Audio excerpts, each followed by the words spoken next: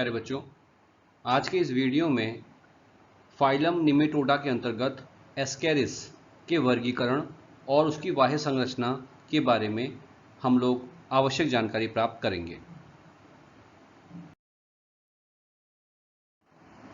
सबसे पहले हम जानकारी लेते हैं एस्केरिस के क्लासिफिकेशन की। तो देखिए, एस्केरिस का जो फाइलम है वो है आपका निमेटोडा। एस्केरिस जो है आपका निमेटोडा ग्रुप के अंतर्गत आता है। इसका जो वर्ग है वो है आपका फेसमीडिया।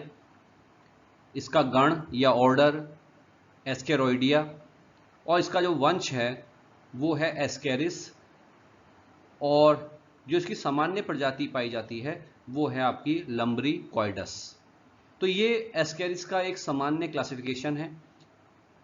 यहाँ आपको मैंने पहले भी बताया था कि किस प्रकार से हम किसी जंतु का जूलॉजिक नेम लिखते हैं। तो आप एक बार पुनः समझ लीजिए कि अगर आपसे एस्केरिस का जंतु वैज्ञानिक नाम पूछा जाता है तो आप कहेंगे एस्केरिस लम्ब्रिकाइडस, पहले वंश और उसके बाद उसकी जाति। जब ये हम क्रम से लिखेंगे तो वो उसका जंतु वैज्ञानिक नाम कहलाएगा। साथ ही साथ ये भी याद रखिएगा कि वंश का पहला अक्षर जो होगा अंग्रेजी में बड़ा होगा और बाकी सारे अक्षर क्या होंगे, छोटे होंगे। और जाति के सभी अक्षर क्या होते हैं, छोटे होते हैं। और साथ ही साथ वंश और जाति को हम क्या कर देते हैं, अंडरलाइन कर देते हैं। यहाँ ये जो डायग्राम दिखाया गया है ये आपके एस्केरिस का ही डायग्राम है। एस्केरिस चूंकि एक लिंगी प्राणी है तो यहाँ पे ये मेल है और ये फीमेल है। तो चलिए आगे डिस्कस करते हैं इसकी संरचना के बारे में। देखिए, एस्केरिस को सामान्य भाषा में हम पेट का केंचुआ या गिलवा के नाम से जानते हैं। सामान्य भाषा में हम इसको पेट का केंचुआ भी कह देते हैं या गिलवा कहते हैं। यह विशेषकर नम और चिकनी मिट्टी में या उष्ण वातावरण वाले स्थानों में स्तनधारी जो मैमल्स होते हैं उनकी आंत में पाया जाता है। चूंकि मैंने स्तनधारी कहा तो आप ये समझ सकते हैं कि मनुष्य तो स्तनधारी है ही है। इसके अलावा गिलहरी, सूअर, भेड़, बंदर आदि जो जंतु हैं उनकी आंत में भी ये एस्केरिस परजीवी के रूप में पाया जाता है। तो ये ध्यान रखना है कि एस्केरिस की कुछ अवस्थाएं जो होती हैं वो नम और चिकनी मिट्टी में पाई जाती हैं, और कुछ अवस्थाएं जो हैं इन एस्केरिस की वो स्तनधारियों की आंत में पाई जाती हैं। जैसा मैंने आपसे कहा कि एक परजीवी है, एक परजीवी का जीवन व्यतीत करता है। तो ये जो एस्केरिस है ये पोषद, जिसको हम होस्ट कहते हैं, जिससे एस्केरिस पोषण को प्राप्त करता है, उसको हम पोषद कहते हैं। तो ये जो एस्केरिस है ये पोषद की आंत की गुहा में स्वतंत्र रूप से रहता है और यहीं से परजीवी के रूप में भोजन प्राप्त करता है, और वहीं इधर उधर हल्का सा रेंगता है, हिलता डुलता है। तो ये आप जरूर ध्यान रखिए कि एस्केरिस जो है सामान्यतः एक परजीवी है, और ये कहाँ रहता है, मनुष्य की या किसी स्तनधारी की आंत में रहता है, और परजीवी के रूप में अपने पोषक से भोजन को प्राप्त करता है। अब हम बात करते हैं इसके आवास की। देखिए, जैसा कि मैंने आपको अभी बताया कि एस्केरिस सामान्यतः आंत में रहता है तो वही उसका आवास हुआ। तो ये एक अंतः परजीवी, आपको पता होना चाहिए कि परजीवी दो प्रकार के होते हैं, एक अंतः परजीवी और एक बहिर्परजीवी। बाह्य परजीवी जो होता है वो है जो बाहरी शरीर से पोषण को लेता है किसी पोषक की, जैसे जुआ है, जोंक है। ये जो है आपका, तो ये जो जुआ और जोंक है ये हमारे शरीर के बाहरी स्तर से पोषण को प्राप्त करते हैं, हमारे शरीर के अंदर नहीं पाए जाते, हमारे शरीर के बाहर से पोषण को प्राप्त करते हैं। तो ये बाह्य परजीवी हैं। लेकिन एस्केरिस हो गया आपका, या आपका फीताकृमि हो गया, ये हमारे शरीर के अंदर पाए जाते हैं, हमारे शरीर के अंदर से भोजन को प्राप्त करते हैं, पोषण को प्राप्त करते हैं, इसलिए हम इनको अंतः परजीवी कहते हैं। तो ये आप जरूर ध्यान रखिएगा कि एस्केरिस जो है वो एक अंतः परजीवी है। ये सामान्यतः मनुष्य और मनुष्य में भी विशेषकर बच्चों की आंतों में पाया जाता है, क्योंकि बच्चे साफ सफाई का ध्यान ज्यादा नहीं रखते, मिट्टी में खेलते हैं, इसलिए एस्केरिस जो है सामान्यतः बच्चों की आंत में पाया जाता है। ये जो उपजाति है आपकी एस्केरिस लम्ब्रिकाइडस, इसकी एक उपजाति है जिसको हम कहते हैं होमिनिस। होमिनिस वो उपजाति है जो मनुष्य में पाई जाती है। इसी प्रकार से एस्केरिस लम्ब्रिकाइडिस की अन्य उपजातियां हैं जो सूअर, बंदर, भेड़ आदि स्तनधारियों की आंत में पाए जाता है। तो यहाँ आप जो मेन पॉइंट्स है वो ध्यान रखना है आपको कि एस्केरिस एक परजीवी है और परजीवी में भी क्या है, अंतः परजीवी है जो स्तनधारी की आंत से पोषण को प्राप्त करता है। दूसरी बात आपको ये ध्यान रखनी है कि एस्केरिस मनुष्य में ही नहीं अनेक स्तनधारियों में पाया जाता है, चाहे वो गिलहरी हो, चाहे सूअर हो, चाहे भेड़ हो, चाहे बंदर हो। तीसरी बात, ये जो एस्केरिस है, मनुष्य में जो एस्केरिस पाया जाता है उसकी उपजाति क्या है, होमिनिस है। तो अगर मनुष्य में पाए जाने वाले एस्केरिस की हम बातें करते हैं तो पूरा नाम क्या होगा, एस्केरिस लम्ब्रिकाइडस होमिनिस। ये होमिनिस क्या है, इसकी उपजाति है। सामान्यतः हम एस्केरिस लम्ब्रिकाइडस लिखते हैं, लेकिन अगर मनुष्य में पाए जाने वाले एस्केरिस लम्ब्रिकाइडस की उपजाति की हम बात करें तो वो उपजाति क्या है, आपकी होमिनिस है। अब हम डिस्कस करेंगे इसके एक्सटर्नल स्ट्रक्चर की, बाह्य संरचना की। देखिए एस्केरिस का आकार कैसा है, आपको डायग्राम में भी दिखाई दे रहा होगा कि एस्केरिस जो है एक लंबा सूत्राकार, मतलब एक धागे के समान संरचना है, जिसके दोनों जो सिरे हैं, जो अंतिम सिरे होते हैं, वो आप देखिए कैसे हैं, नुकीले हैं। तो ये एक लंबा है, सूत्राकार है, सूत्र के आकार का है, धागे के आकार का है, और सिरों पर ये कैसा होता है, नुकीला होता है। दूसरी बात, इसका जो रंग है, इसका जो कलर होता है बॉडी का, वो हल्का भूरा या हल्का गुलाबी सा होता है, पिंक कलर का या हल्का ब्राउन कलर का इसका रंग होता है। ये एक लिंगी है। एक लिंगी किसको कहते हैं, यूनिसेक्सुअल किसको कहते हैं, जब नर और मादा जनन अंग अलग अलग जंतु में पाए जाएं तो उसको हम एक लिंगी कहते हैं। जैसे आप यहाँ पे देखिए, यहाँ पे नर अलग है और मादा अलग है, दोनों जनन अंग जो हैं नर में अलग जंतु में हैं और मादा जनन अंग अलग जंतु में हैं। एक जंतु में दोनों जनन अंग नहीं है, तो ऐसे जंतुओं को हम क्या कहते हैं, एक लिंगी कहते हैं, जहां पे नर और मादा जनन अंग जो हैं अलग अलग जंतुओं में होते हैं। जैसे मनुष्य है, मनुष्य में मेल अलग है, फीमेल अलग है, तो ये क्या है, एक लिंगी जंतु कहलाता है। साथ ही साथ ये लैंगिक द्विरूपता, सेक्सुअल डाइमॉर्फिज्म प्रदर्शित करते हैं। देखिए बहुत स्पष्ट समझ लीजिए लैंगिक द्विरूपता का मतलब क्या है। देखिए लैंगिक द्विरूपता का मतलब ये होता है कि वो कैरेक्टर, वो लक्षण जिसके कारण से मेल और फीमेल को बाहर से देखकर ही हम ये पता लगा लें कि ये मेल है या फीमेल है। मतलब मेल और फीमेल के कुछ ऐसे कैरेक्टर हैं जो एक दूसरे से अलग होते हैं, उनको हम कहते हैं लैंगिक द्विरूपता। जैसे मनुष्य में अगर आप देखें तो नर की आवाज मोटी, महिला की आवाज पतली, नर का कंधा चौड़ा, फीमेल का कंधा कम चौड़ा होता है। तो ये जो कैरेक्टर्स होते हैं ये कहलाते हैं सेक्सुअल डाइमॉर्फिज्म, बाहर से देख के अनुमान लगाना कि ये मेल है या फीमेल है। इसी प्रकार से अगर आप एस्केरिस को देखें तो आप बाहर से देख के अनुमान लगा सकते हैं कि ये जो मेल है, ये जो नर एस्केरिस है, ये आकार में कैसा है, छोटा है। फीमेल एस्केरिस कैसी है, आकार में बड़ी है। नर एस्केरिस का जो लास्ट वाला सिरा है ये क्या है, तो देखिए आप थोड़ा सा मुड़ा हुआ है, लेकिन फीमेल क्या है, पूरी सीधी है। अभी इस बारे में हम आगे बहुत डिस्कस करेंगे, लेकिन मोटा मोटा मैं आपको समझाने का प्रयास यहाँ कर रहा हूँ कि लैंगिक द्विरूपता का मतलब क्या है। बाहर से देखकर हम कह सकते हैं ये मेल है और ये फीमेल है। क्यों, क्योंकि ये छोटा है इसलिए मेल है, ये बड़ी है इसलिए फीमेल है, ये पश्च सिरा इसका क्या है, मुड़ा हुआ है इसलिए ये मेल है, इसका पश्च सिरा क्या है, सीधा है इसलिए ये फीमेल है। तो ऐसे लक्षण कहलाते हैं सेक्सुअल डाइमॉर्फिज्म या लैंगिक द्विरूपता। मादा अधिक लंबी होती है जैसे मैंने आपसे कहा, और इसकी जो लंबाई है वो लगभग 20 से 35 सेंटीमीटर होती है। ये जो फीमेल है ये कितनी लंबी होती है, लगभग 20 से 35 सेंटीमीटर लंबी होती है, और जो नर है वो आकार में छोटा होता है और लगभग 15 से 30 सेंटीमीटर लंबा होता है। जैसा मैंने आपसे अभी समझाया कि एस्केरिस में जो मेल है वो छोटा होता है और फीमेल क्या होती है, बड़ी होती है। साथ ही साथ आप ये भी ध्यान रखिएगा कि मादा मोटी ज्यादा होती है, मादा 6 से 8 मिलीमीटर मोटी होती है और नर जो है 3 से 5 मिलीमीटर मोटा होता है।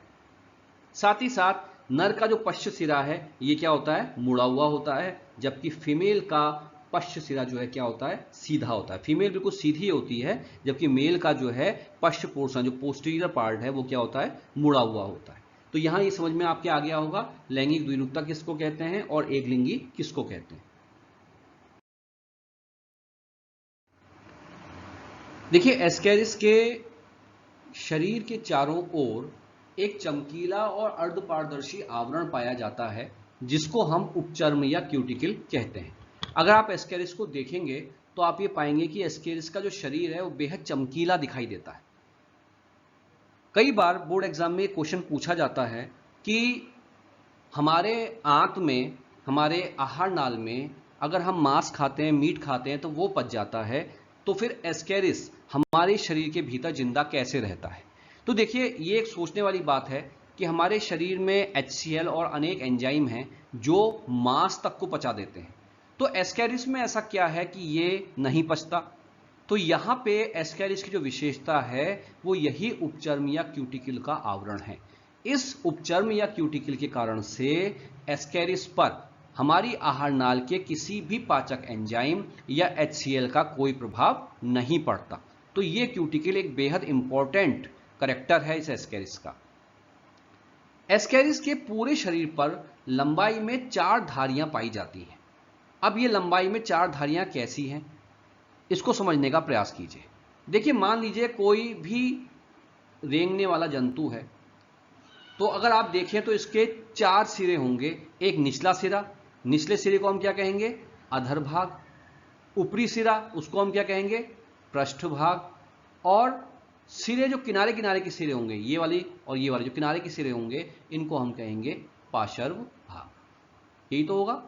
तो किसी भी रेंगने वाले जंतु में अगर आप देखें तो आपको 4 सिरे दिखाई देंगे। निचला सिरा, उसको अधर कहेंगे। ऊपरी सिरा, उसको हम पृष्ठ कहेंगे। और ये जो किनारे के हिस्से होंगे, इनको हम क्या कहेंगे, पार्श्व।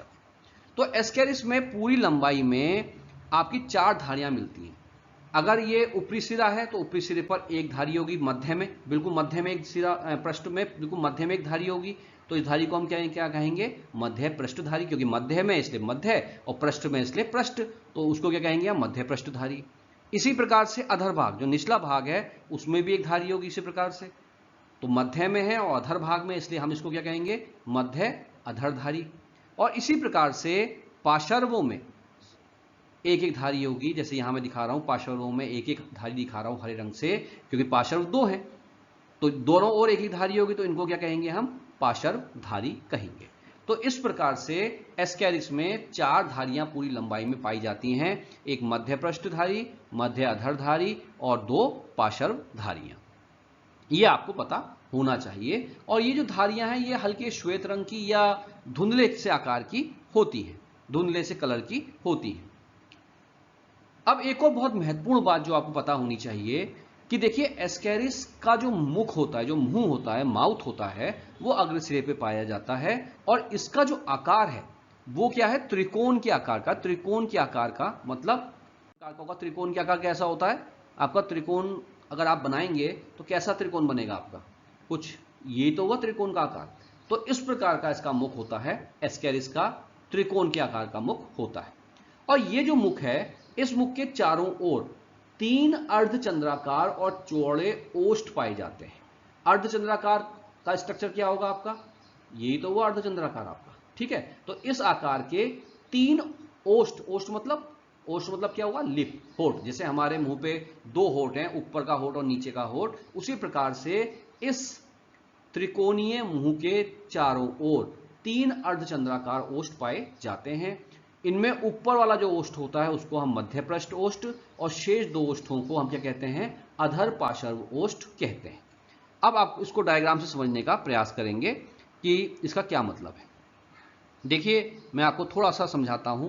मान लीजिए आपका एक ओष्ठ यहां पे अगर हम बनाते हैं तो कुछ इस प्रकार का एक ओष्ठ आपका ये बन गया, ठीक है। इसी से जुड़ा हुआ आपका एक ओष्ठ आपका ये बन गया, ठीक है। और इसी से जुड़ा हुआ एक ओष्ठ आपका ये बन गया। तो इस प्रकार से 3 ओष्ठ हो गए आपके, ठीक है ना। ये क्या हो गए आपके, 3 ओष्ठ हो गए। एक ओष्ठ ये, एक ओष्ठ ये, एक ओष्ठ ये। और ये तीनों ओष्ठों का आकार क्या है, अर्धचंद्राकार। इन तीनों ओष्ठों के बीच में अगर आप इस संरचना को देखें तो ये त्रिकोण दिख रहा है ना आपको। ये जो त्रिकोण के आकार का संरचना है, यही है एस्केरिस का मुख। इसलिए हमने इसको क्या कहा है, त्रिकोणीय मुख कहा है, ठीक है। तो इन 3 अर्धचंद्राकार होठों के बीच में ये त्रिकोणीय मुख पाया जाता है। अब ये जो ओष्ठ मैंने यहां डायग्राम में दिखाए, ये 3 हैं, तो इनको हम क्या कहेंगे। देखिए, ये जो ओष्ठ है, जो ऊपर की ओर है, इसको हम कहते हैं मध्य पृष्ठ, क्योंकि पृष्ठ भाग के मध्य में पाया जा रहा है, इसलिए हम इसको कहेंगे मध्य पृष्ठ।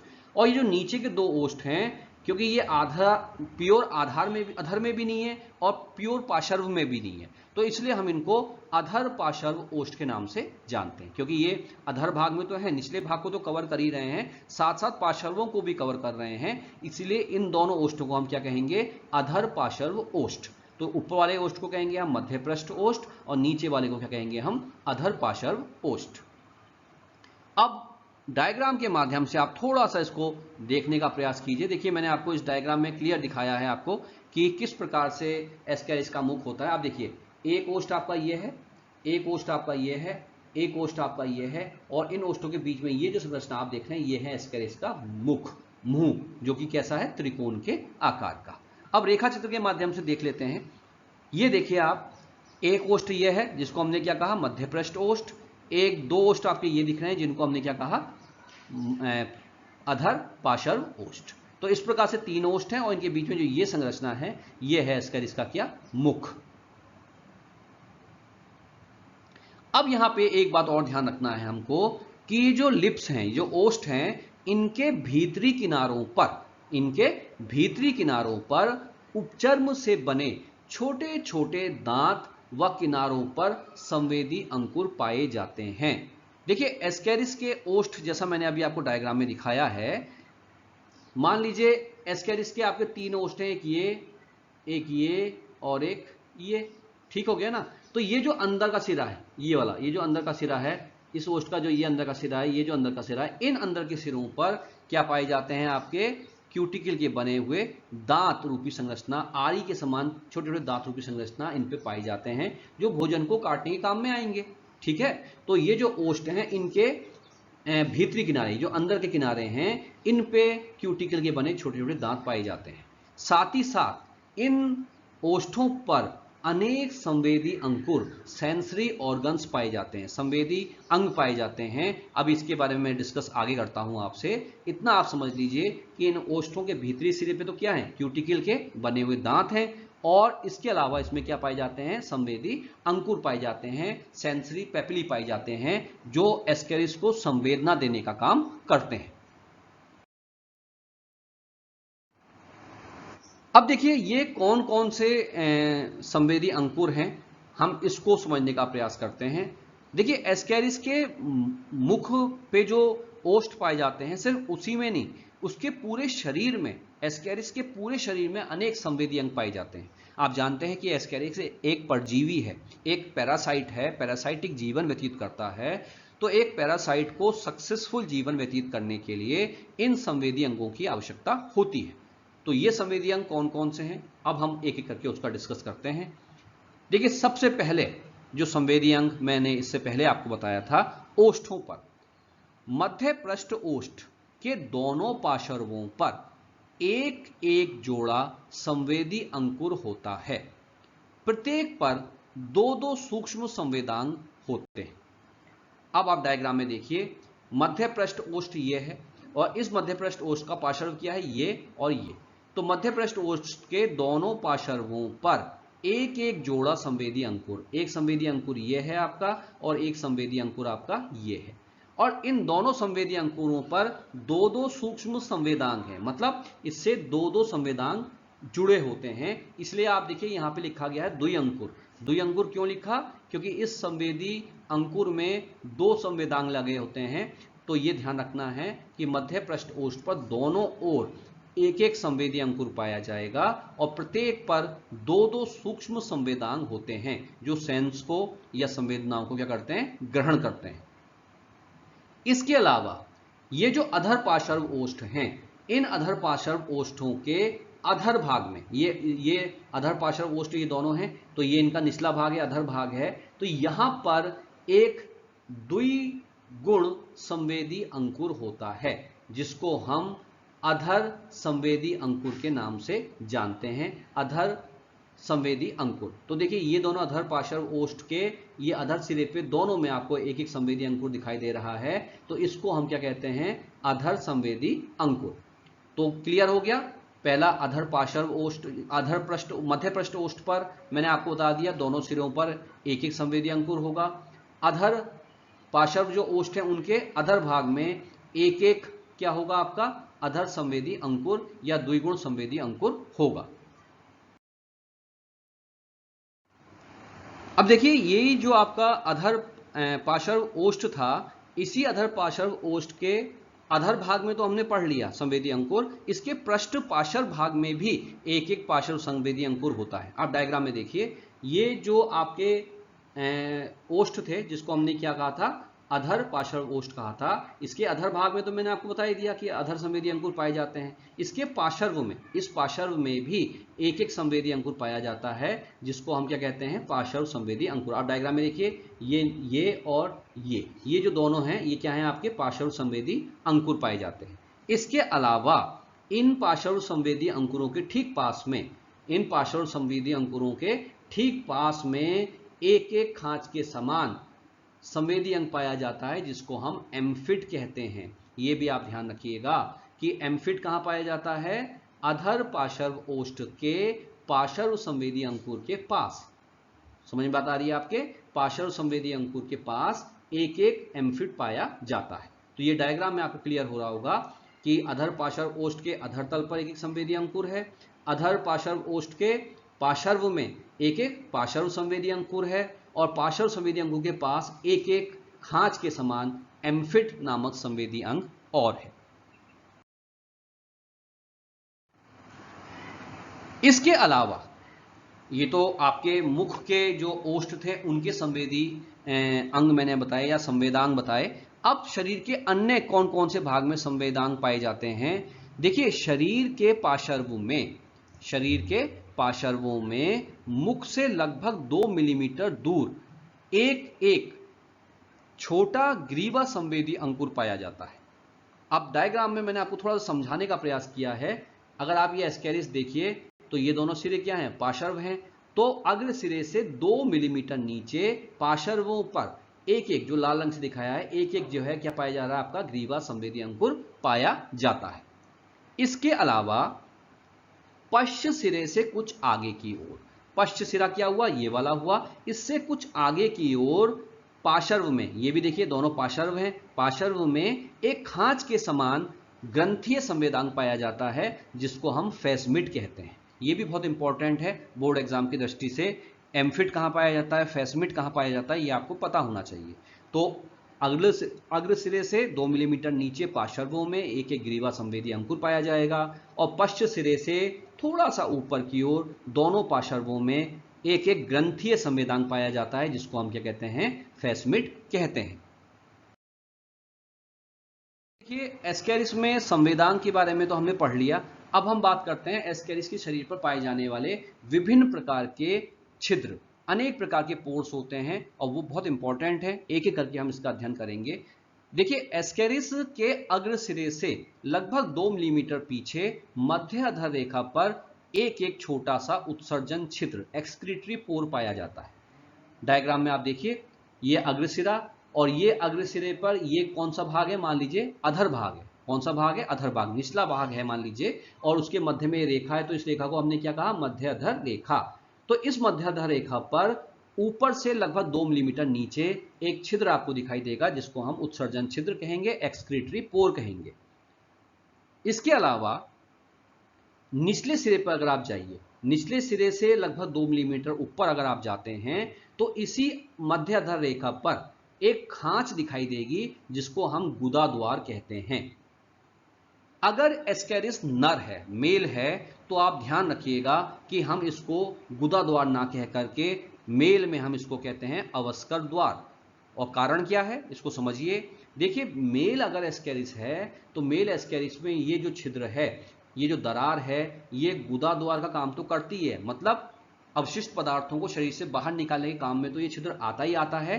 साथ ही साथ नर एस्केरिस का जो जनन तंत्र है वो भी इस छिद्र से जुड़ा है। इसी के माध्यम से मेल अपने जनन पदार्थ को बाहर निकालने का काम करता है। तो मेल में ये जो गुदा द्वार है, ये अवशिष्ट पदार्थों को तो बाहर निकालने के काम में आता ही है, साथ ही साथ जो जनन पदार्थ है मेल का, वो भी इसी छिद्र से बाहर निकलता है। इसलिए इस छिद्र का काम क्या है? ये गुदा द्वार का काम भी कर रहा है और जनन छिद्र का काम भी कर रहा है, इसलिए इसको हम नाम देते हैं अवस्कर द्वार। लेकिन अगर मादा एस्केरिस होगी तो वहां पे हम इसको अवस्कर द्वार नहीं कहेंगे, वहां पे हम उसको क्या कहेंगे, केवल गुदा द्वार, क्योंकि फीमेल में जनन छिद्र अलग होता है। ये ध्यान रखिएगा, अभी मैं आगे दिखाऊंगा आपको कि फीमेल में जो जनन छिद्र होता है वो अलग होता है, तो वहां पे हम फीमेल के केस में हम इस छिद्र को अवस्कर द्वार ना कह के क्या कहेंगे, गुदा द्वार कहेंगे।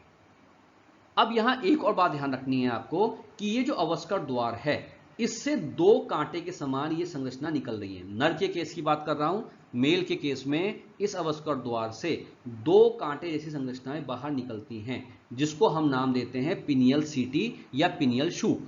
और ये दोनों काइटिन की बनी होती हैं। ये जो दोनों पिनियल शूट या सीटी हैं ये किसकी बनी होती हैं, काइटिन की होती हैं, और केवल मेल में ही पाई जाती हैं। ये ध्यान रखिएगा आप कि ये अवस्कर द्वार से बाहर निकल रही हैं, और अवस्कर द्वार किसमें पाया जाता है, मेल में पाया जाता है, नर में पाया जाता है। तो ये ध्यान रखना है कि ये पिनियल सिटी भी किसमें पाई जाएगी, नर में पाई जाएगी। अब देखिए इसके अलावा और कौन कौन से छिद्र होते हैं। अब हम मादा एस्केरिस को भी देखते हैं। जैसा मैंने आपसे कहा कि मादा एस्केरिस में गुदा द्वार और जनन छिद्र अलग अलग होता है, तो अब मादा में जनन छिद्र कहाँ है इसको देखिए। देखिए मादा में जो जनन छिद्र होता है वो अग्र सिरे से पीछे की ओर, अग्र सिरे से पीछे की ओर लगभग 1/3 भाग पर पाया जाता है, और ये छिद्र भी कहां होता है, मध्य अधर रेखा पर ही होता है, मतलब निचले ओर होता है और मध्य भाग में होता है। डायग्राम में आप देखिए, ये देखिए छिद्र आपको दिखाया है, लगभग ऊपर से 1/3 भाग नीचे मध्य अधर रेखा पर ही ये छिद्र आपको दिखाई दे रहा है, जिसको हम क्या कहते हैं, जनन छिद्र। फीमेल में इस जनन छिद्र को हम नाम देते हैं भग या वल्वा कहते हैं। ये ध्यान रखिएगा, फीमेल में जनन छिद्र को हम भग या क्या कहते हैं, वल्वा कहते हैं, और ये अग्र सिरे से लगभग 1/3 भाग पीछे की ओर मध्य अधर रेखा पर स्थित होता है। इसके अलावा नर के पश्च सिरे पे ध्यान देते हैं। नर का जो पश्च सिरा है, आप देखिए नर के पश्च सिरे पर अधर तल की ओर, अधर तल की ओर ये जो पश्च सिरा है आपका क्या है, मुड़ा हुआ है। नर का जो पश्च सिरा है ये अधर तल की ओर क्या है, मुड़ा हुआ है। आप देख रहे हैं ये मुड़ा हुआ है, और इसके अधर तल पर, इस नर के अधर तल पर अधर भाग में अवस्कर द्वार से आगे की ओर, इस अवस्कर द्वार से आगे की ओर 50 जोड़ी अग्रगुदांकुर, या अवस्कर द्वार देख रहे हैं, इसके आगे की ओर अधर भाग में 50 गुदांकुर यहां पे पाए जाएंगे, और इस अवस्कर द्वार से नीचे की ओर, पीछे की ओर 5 जोड़ी गुदांकुर, जिसको हम पश्च गुदांकुर कहते हैं, वो पाए जाते हैं। दोबारा से समझ लीजिए, नर एस्केरिस का पश्च सिरा मैंने आपको बताया मुड़ा हुआ होता है।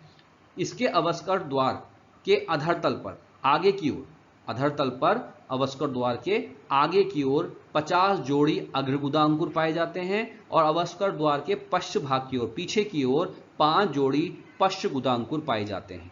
और ये जो गुदांकुर हैं ये सब एस्केरिस के मैथुन क्रिया के समय सहयोग करने का काम करते हैं। अब हम डायग्राम से देखते हैं ये गुदांकुर कहाँ पाए जाते हैं। ये देखिए, ये जो मेल एस्केरिस है इसका पश्च सिरा मुड़ा हुआ है, तो इसका डायग्राम मैंने दिखाया है अंदर से। आप देखिए ये छिद्र क्या है, ये जो खांच है ये क्या है, अवस्कर द्वार है। इस अवस्कर द्वार के अगले भाग में आगे की ओर आप देखिए ये गुदांकुर पाए जा रहे हैं, जो कितने जोड़ी होंगे, 50 जोड़ी होंगे, और ये केवल किस में पाए जाएंगे, मेल में पाए जाएंगे, नर में पाए जाएंगे।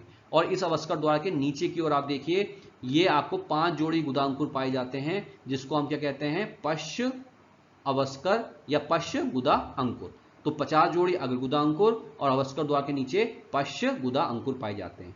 साथ ही साथ देखिए यहाँ पे आपको फेजमिड भी दिखाई दे रहा है, जो मैंने आपसे कहा था ग्रंथीय फेजमिड पाया जाता है, ये फेजमिड भी यहाँ दिखाई दे रहा है। अब हम बात करते हैं नर एस्केरिस और मादा एस्केरिस के बीच के अंतर की। देखिए बोर्ड एग्जाम की दृष्टि से बेहद इंपॉर्टेंट टॉपिक है ये। मेल और फीमेल एस्केरिस के बीच में अंतर पूछा जाता है, एक एक करके समझते हैं। सबसे पहले नर एस्केरिस का कैरेक्टर।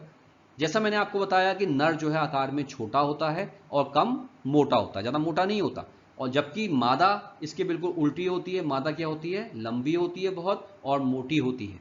ठीक है, तो नर छोटा कम मोटा, मादा लंबी और ज़्यादा मोटी।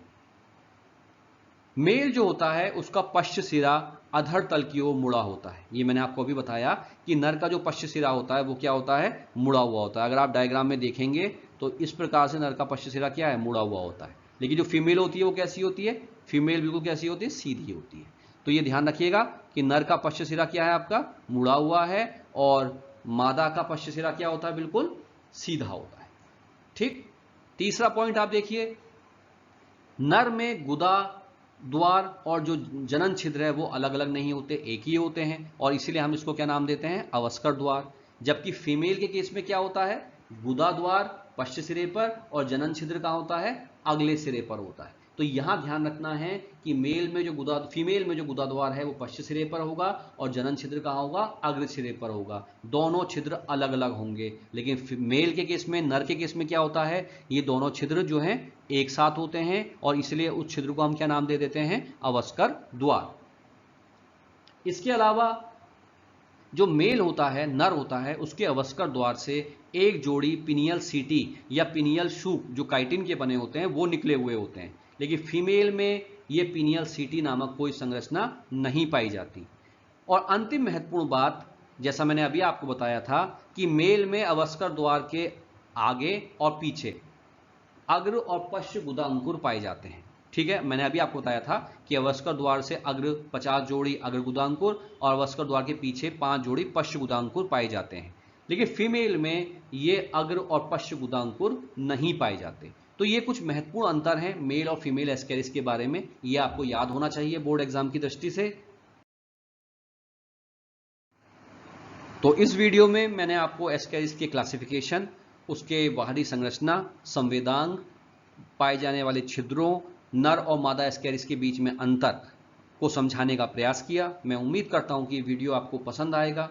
अगर ये वीडियो आपको पसंद आता है तो इस चैनल को सब्सक्राइब कीजिए और इस वीडियो को कमेंट कीजिए, लाइक कीजिए। धन्यवाद।